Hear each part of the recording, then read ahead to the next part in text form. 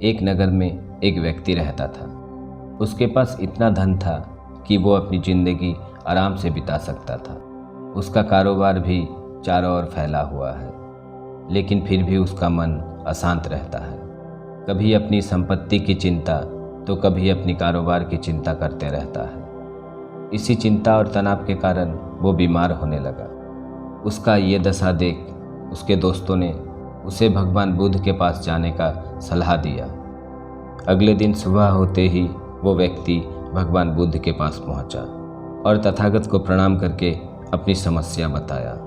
उस व्यक्ति के बात सुन के तथागत थोड़ा मुस्कुराए और बोले, तुम हैरान मत हो, तुम्हारे समस्या का समाधान अवश्य होगा।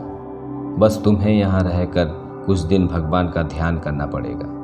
तथागत के कहे अनुसार वो व्यक्ति वहाँ रहने लगा और ध्यान भी करने लगा। लेकिन वो जैसे ही ध्यान करने बैठता, उसका मन फिर वही चिंता और तनाव में डूब जाता।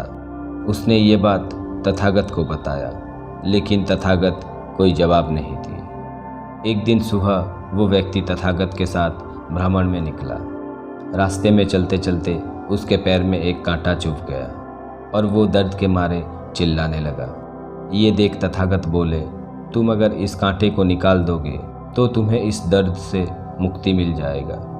उस व्यक्ति ने अपने मन को कठोर करके वो कांटा निकाल दिया और कुछ ही देर में उसका दर्द भी कम हो गया। इस घटना के बाद तथागत कुछ देर चुप रहे और फिर बोले, इसी प्रकार तुम्हारे मन में भी चिंता और तनाव के कांटे गड़े हुए हैं। जब तक तुम अपने संकल्प शक्ति के द्वारा इस तनाव के कांटे को अपने मन से निकाल ना दो, तब तक तुम्हारे मन में ये चिंता और तनाव का दर्द रहेगा।